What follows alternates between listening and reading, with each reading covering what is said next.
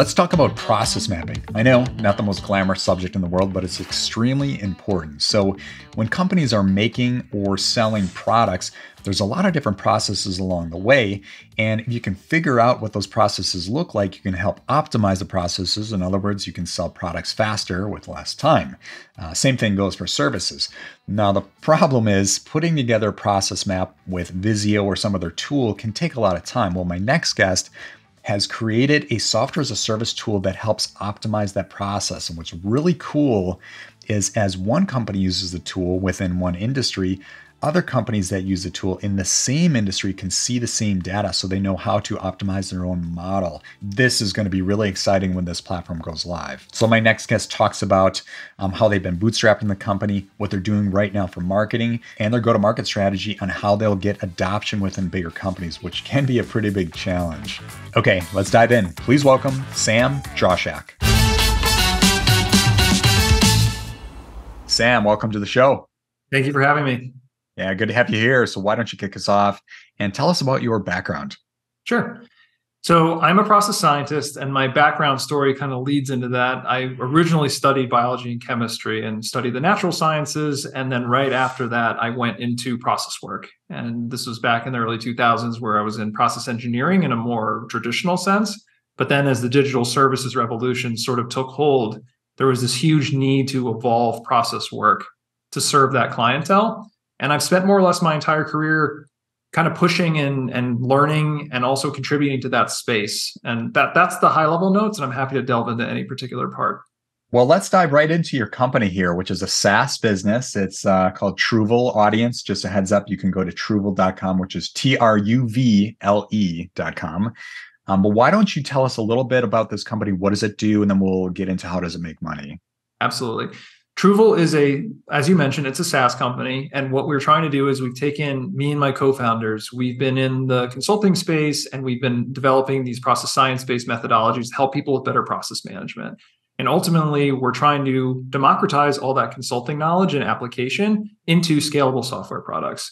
So our hope is that all of our software solutions, whether it's our very first product, which is specifically a process mapping solution, through tracking our roadmap to build kind of process management utilities, it's the idea that we create that consulting accessibility. So a lot of small and medium businesses that might not be able to hire an Accenture or a BCG or a McKinsey, they can actually bring these tools, the knowledge and the methods in-house.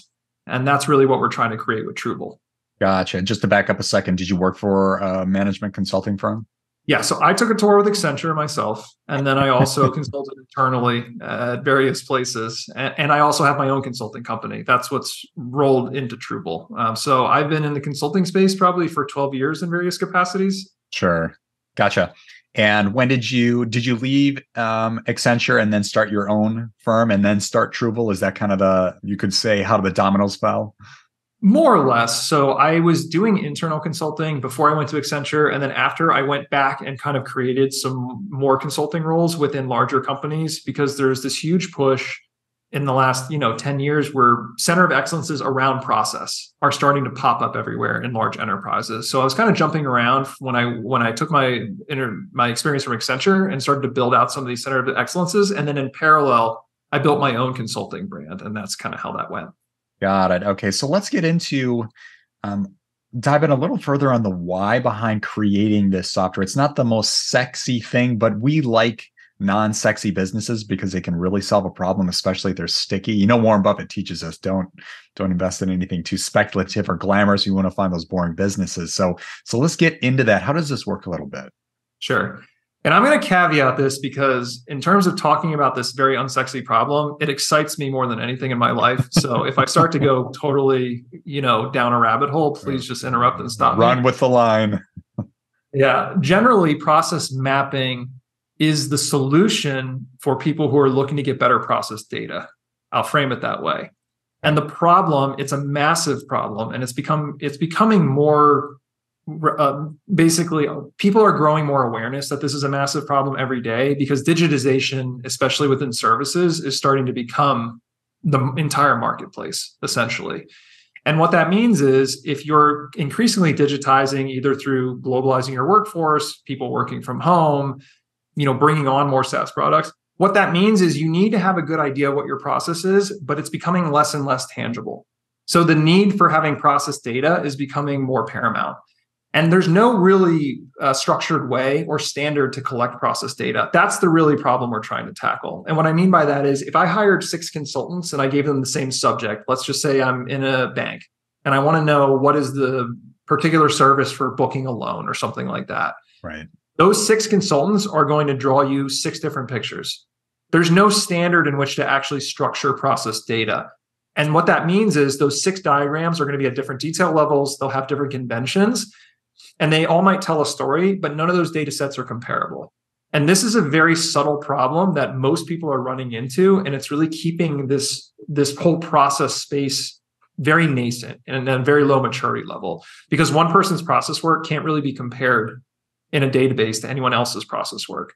Right. So to kind of wrap that thought up, process mapping, it's not just giving people another whiteboard or a blank canvas where they have to create their own language, because there's a lot of tools out there where you can map process. At Truval, we have a very strong opinion and a very strong methodology that we are, positing as scientific, so that when you map in our product, you're getting the benefit of the right method, the right detail level, and your data will be comparable to anyone else's data that maps in the tool. So that's the real problem we're solving: the lack of common language, the lack of comparable data, and generally just a lack of maturity in the process space that's still pretty prevalent across any other alternative. Sure. You provided a good example there. Just to back up a second, because I had some experience in the mortgage industry, and it's a very laborsome process to go from step one, somebody's going through their application to apply to get a loan, to getting the money. There's so many checks and balances, processes, software platforms. And you're right, if you go to one person, it can be this path, but if you go to somebody else, it can be an entirely different path.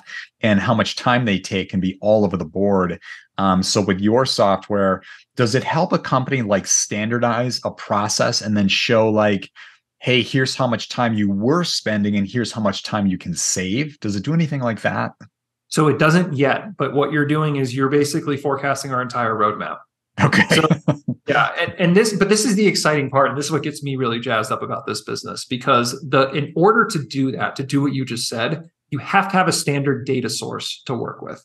Mm-hmm. Because if everyone has a different version of process data, then there's no analysis that can be done. There's no structured analysis or standard analysis that can be done. So really the first phase of our rollout is let's create such a low friction, easy to adopt experience for people to start generating good quality process data. The next step that's really coming is, okay, now we can analyze that data, especially when we have more data points that can be compared, and build a database of this type of data. So eventually what you'll get is you map your process. Let's say it's mortgages. You can actually say, how are other companies, for example, doing mortgages that are small regional banks, 50 employees, using this system suite? And you could actually have the system generate comparables in terms of process design, efficiency, because you could have the same person doing mortgage loan underwriting, but you could look and ask the system, well, do I have an efficient structure? And part of the analysis in the process world is just benchmarking. Well, actually, we have another company in the database that's doing the same revenue, the same volume of business as you, with 15 less headcount, or like 15% less cost per unit. That's the kind of data that we're talking about. And that's a new world. We don't have access to anything like that today. But even within that, saying you have too many steps, you have too many handoffs, here's a heat map of basic waste just based on lean principles. This will all become available, and it's stuff that we're really excited about. But that foundational data layer is the first step to making that a reality. Right. Are you pulling in data from another source right now, or are you in a position where you want to bring on a lot of customers so the more people use the tool, the more valuable it becomes? The latter. Yeah. And a lot of these models, we do have a pretty good data set, because this is where we collectively have about like 30, 40 years of practitioner experience collecting data in the field by hand. But it's only so far, like you can't scale that far when you're just doing this with consulting. But the interesting thing is what brought about this company, this Truval concept, is that when you use the same type of process methodology, process science in every client, you start to see the fundamentals and how they're fundamentally the same. The science holds, whether you're a financial services company, whether you're a manufacturing facility, whether you're in healthcare, you can use the same process techniques and derive incredible and comparable insights. So the goal is get people really jazzed up about process mapping, build that database, and then the insights are going to be revolutionary. I mean, it's really endless, the different things you could do with that. Right. As soon as you started talking about heat maps, I'm like, okay, I have to test drive this thing. See where all the issues are happening, and let's tackle those and get the waste out of the way.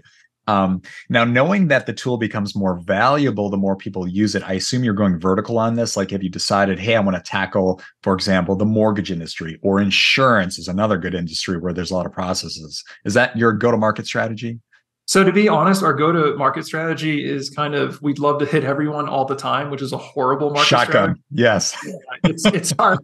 It's kind of my Achilles heel personally, and I'm happy to admit that. I want to create. I don't want to create verticality in some ways, and I don't want to be too industry specific, because I want to show people that it's really industry agnostic. The insight, the value. Now, from an actual tactical strategy, is that going to work? I don't know, because there's a lot of wisdom in just saying, let's just try to sell insurance and all of our marketing can align, or let's just try to sell healthcare or whatever it is. So we're still in the experimental phase with how that's going to work. But I think generally we're a young company. We're just on the cusp of releasing this product that we're talking about. And I think, as a smaller group, whichever companies in our portfolio of clients or whichever enterprises that want to partner up early, that might guide that decision more so than it being consciously curated.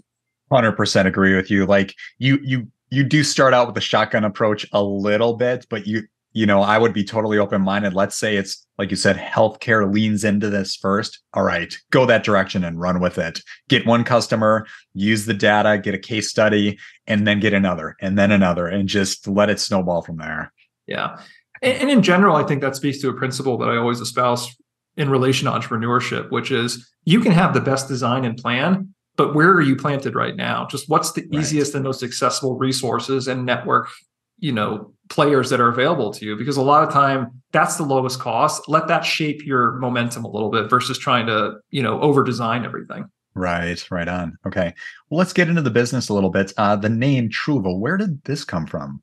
So there's a few practical aspects of that. There's no 4 or 5 letter .coms that exist anymore. So some of it is just a practical game of where can we get a .com domain that's short enough, that's recognizable. And I always like to say that because that's not a sexy answer. There's not like some major story behind that, but it's the reality we live in, right? We don't want to, for a particular market that's not super tech progressive, you don't want to be using .ios. You don't want to be using, .new or whatever it is. So that's part of it. But we actually land on Truval. It's just an amalgamation of true value. And a lot of our products actually speak to process work that results in waste reduction, being able to actually do value analysis. So in that way, it is married to our mission quite well. And that's really the whole story there. I love the transparency there, because it's like, okay, how do you find a 2-syllable short word? Like you've got Google, Facebook, Uber, and get these short names, 2 syllables. They're all gone. We got really lucky with Ticker, but as you've probably have seen, Ticker is not TICKER.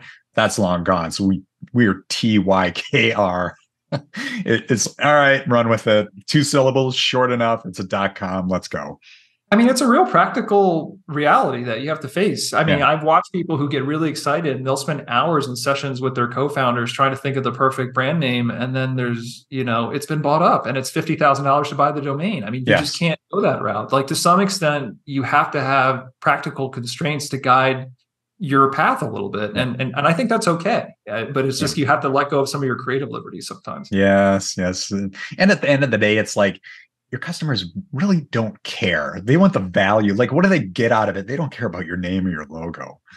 Yeah, it's a lot of times your company's energy and the value that you bring to the market is just associated with the word. The word could be random nonsense for the most part. It's just a bonus if it's aligned with what you're doing, but it's that association that's created in the strong, customer relationship that it could be anything. The best companies we know, we just think of it, whatever their name is, it's just an impression of the value that they're serving the marketplace more so than the word is taken literally.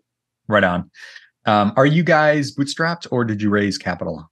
We are bootstrapped. So we are just, we're about $400,000 in right now. And that's just a combination of founders capital. And that's really driven development and also just marketing and some of our basic contractors that we've used. And that's really been in an 18-month to about 2-year timeline. Yep. And that's where we're at. And I think we'll continue to bootstrap. I mean, we're hoping to become revenue generative in 2024 and cover costs and eclipse that if we're really successful, but that's where we're at. Gotcha. Okay. And how big is the team? The team is 2 co-founders, a CTO, a full-time marketing person, and then we have a development team in Colombia. Yeah. Yeah. You'll burn through capital pretty quick. You got a sizable team already.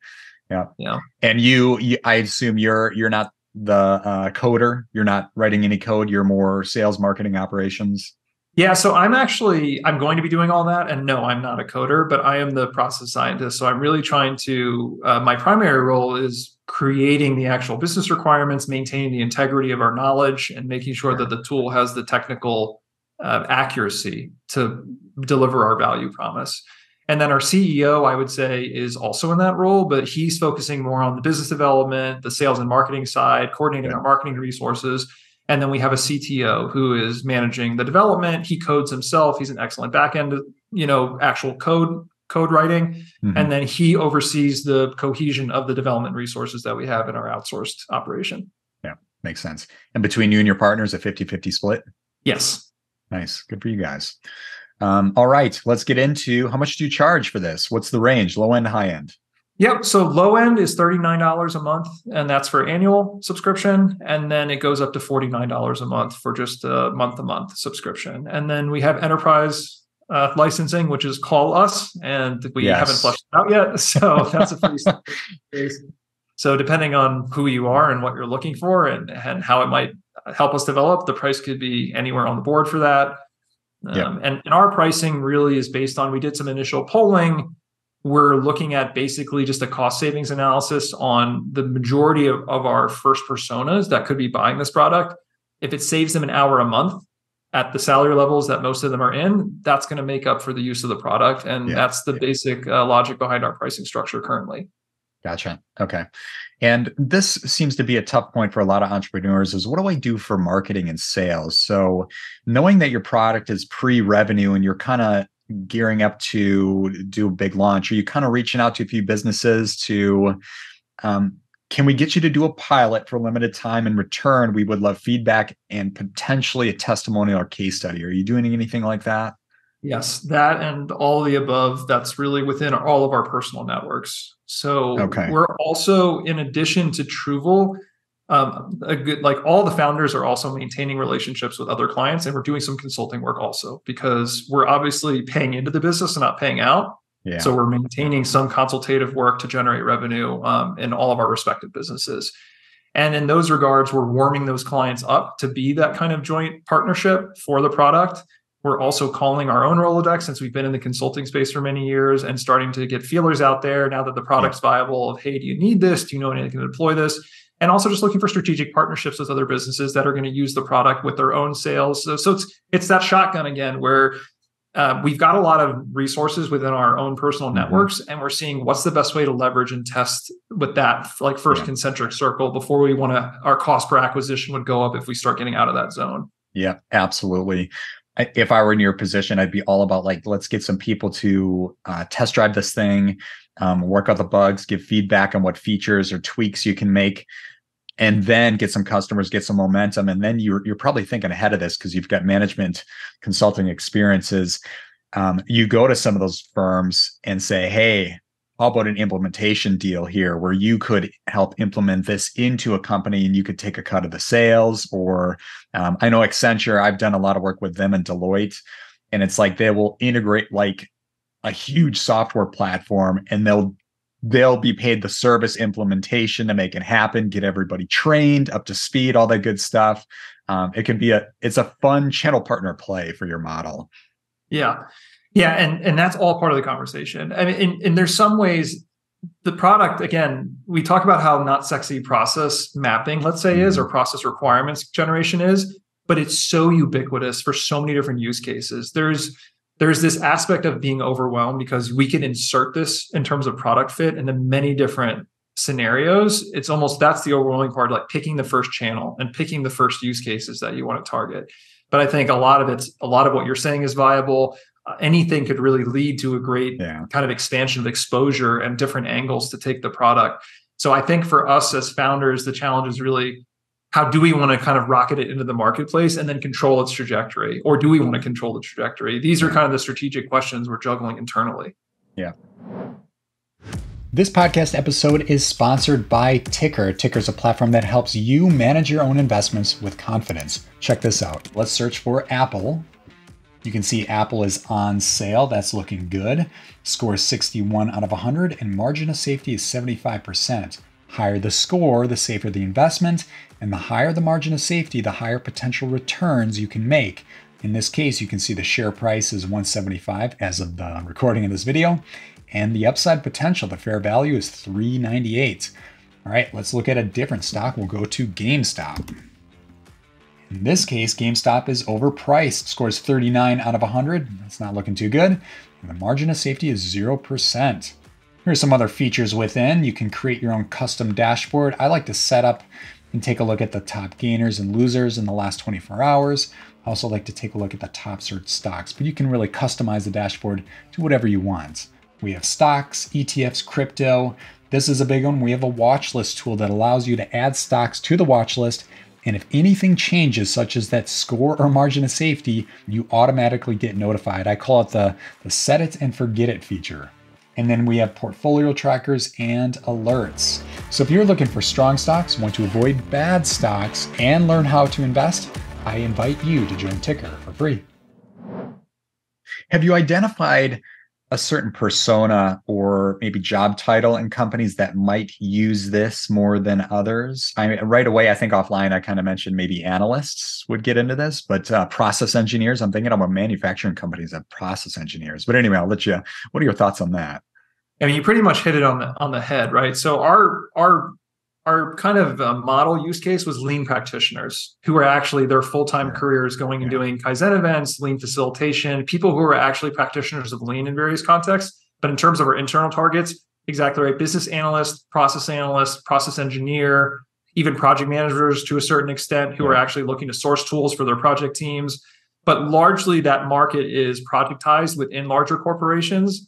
But it's actually still a very nascent job role. Like I was mentioning earlier in my history, it's only in the last decade or so where people have started creating centers of excellence around the process skill set because it's become such a need, but it's not really a well-articulated need. So you can't just say, hey, process analysts, and know that there's process analysts at every company. It's still kind of trying to find those people by the various roles that they're being called. Yeah, it's not easy, but if you can find one in a certain business, in many cases, you can kind of lift and shift, go to another company and be like, okay, so I'm looking for the equivalent to John Doe in this company to Susie Kim over here in this company that has a similar role. Let's get her using this tool, trying it out. And this leads to another good point. And with Payback Time, I'll do pause moments, break the fourth wall, and kind of talk to the audience a little bit, and feel free to chime in. But something Sam and I were talking about offline is it can be really hard to sell an enterprise software from the top down. What that means is going to your C-suite, like your CEO, and be like, hey, you need this tool. And then they're like, sure, I do. And then they roll it out to their whole company. Like that rarely happens. What you want to do is kind of get somebody using the tool from within. Like I have a lot of experience with software engineering. So get them using a software engineering tool, get them excited in their teams, and then let that excitement bubble up within the company, and that will sell itself. That's a lot easier approach. So I see the same thing happening with Truval. It's going to happen that way. It's such an apt commentary because you could, sell yourself hoarse trying to make a CEO understand the nuance of where their process requirements are going awry and like where their business analysis is not really plugged in correctly. It's just a tough sell. It's a very, in a way, like I said, it's a huge market, but it's a very nuanced conversation in a way because it's the root cause of a lot of things that end up catching on fire. Software implementation's gone wrong, inability to communicate or coordinate operations with vendors. And it's all like the same thing where we don't have the ability to communicate our process requirements properly. But getting people to go there in a sales context is almost impossible. Not at the level that we're talking about selling a CEO or like even like a right. It'd be kind of a very silly sales strategy, at least on the onset. Now, if Truval really went big, I think you can change that dynamic as the company evolves, right? When you have the credibility and you have an established user base, but initially that ground up, it may seem more laborious, but it's probably a more realistic entry. strategy. 100%. Yeah. Before we go to the rapid fire round, I have to ask this question. In your journey here leading up to a go live, what is a big challenge you faced and how did you overcome it? Sure. So the biggest challenge we face is on the coding front. We're dealing with some actual very proprietary stuff, and we didn't anticipate that, right? Like you kind of go into software development thinking everyone's already done everything to a certain extent. It's just researching, finding the right papers or finding the right libraries so that your developers can kind of cobble together what you want. But we ran into some really unique challenges on line optimization and some of the finer points of intelligent automated formatting, because this is a big problem in this industry. Mm-hmm. And we had to really do research and we had to really go to the drawing board and kind of build proprietary code and algorithms to meet the business requirements. And it's still a work in progress, to the point where the challenge was we didn't think we could launch because it's just not serviceable. We just didn't have a code base, and writing that kind of thing from scratch can be a real hurdle. From a cost perspective, like a burn rate on using outside development resources and various things. So it was a major negotiation for a few months there, trying to figure out where we're going to take that. And we overcame that challenge just by staying the course, making a lot of negotiations, trying to figure out from an ROI perspective what we could borrow from existing solutions versus what we had to go from scratch. And it's still an ongoing conversation. But I think because we're launching, we've solved it to a certain extent, and we've highlighted other features, in recompense for this one being more complicated. But we're really hoping we can get it across the finish line here in the next few months. Awesome. With that in mind, when's the expected go live? So soft launch of the product is actually, as of this recording, which I don't know when this will be around, but right at the end of 2023. And then we're hoping that we'll be able to launch formally and have it, people want to purchase at full price sometime probably first or second quarter next year. 24. Sure. Nice. All right. Very exciting. I got to get my hands on this thing. Again, I got to see these heat maps and how this thing looks. Well, heat maps aren't out yet. Right now, just process mapping. But if you start early and you build all your process maps, once the heat maps turn on, then you're just going to be able to press buttons and do the things you need. I like it. That's awesome. All right. Well, let's dive into the rapid fire round. This is the part of the episode where we get to find out who Sam really is. If you can, try to answer each question in 15 seconds or less. You ready? Ready. All right. What is your favorite podcast? So I don't listen to a lot of podcasts, but I could say when I do listen to audio media, I listen to fantasy books, and Project Hail Mary was one of the best ones I've listened to recently. So Project Hail Mary, really? That's a fictional book? It's a sci-fi. Mm-hmm. Yeah, It was fantastic. And it really scratched my process and my science sort of nerdiness. I'm going to put it on the list. Same guy who did The Martian. Oh, yes. Got it. Mm-hmm. Very cool. All right. So we checked 2 boxes in one, the book, the podcast and the book. Let's go right to movie. What's your favorite movie? My favorite movie is The Nightmare Before Christmas, the Tim Burton film. Mm-hmm. That's the first on the podcast. Good movie. Nice. All right. So next up, what is the worst advice you ever received? The worst advice I ever received. That's a good one. The worst advice. I tend to not catalog the worst advice I've ever received. I think it's probably the idea that I need to temper my impatience in creating new solutions. I think that was the worst advice that I've ever received. If I tried to follow that through my life, I think I would not be where I am today. A lot of times jumping into a blue ocean space and really being the first one to tackle problems has been very rewarding for me. And it might be frustrating for some. So that was probably bad advice I received, to not do that. Gotcha. Good to know. Now flip that equation. What is the best advice you ever received? The best advice I ever received was more in the form of a mantra, which is just to internalize the fact that perfect is the enemy of great. Yes. And that's actually a pretty common one in the process improvement space. But I tend to be a perfectionist, and really internalizing that. And an early mentor really tried to beat that into me. And it's really changed the cadence and the pace at which I approach my work and my life generally. I used to be the same way. Younger, I had to kind of get past it, be like, Sean, it's never going to be perfect. Get it out to the market and let your audience shape it from there. Don't worry about it, right? Yeah. Otherwise, you could be in analysis paralysis, polishing your tool or software until the end of time. And it's like, nope, time box it. Let's go to market. Cool. All right. Last question here is the time machine question. If you could go back in time to give your younger self advice, what age would you visit? What would you say?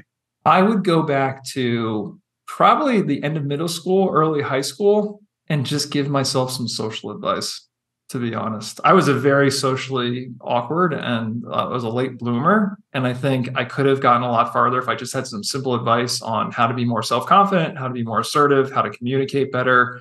And I think that would have gone a long way to fast track what was an awkward few years for me. So that'd probably be my point. Because other than that, everything went, iterated in a fairly smooth direction. Sure. No, that's great. All right. And where can the audience reach you?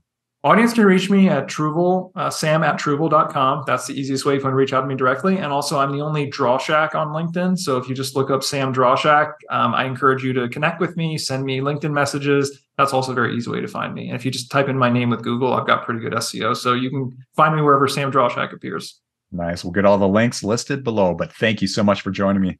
Thank you so much for having me. It was a great conversation. All right. We'll see you, Sam.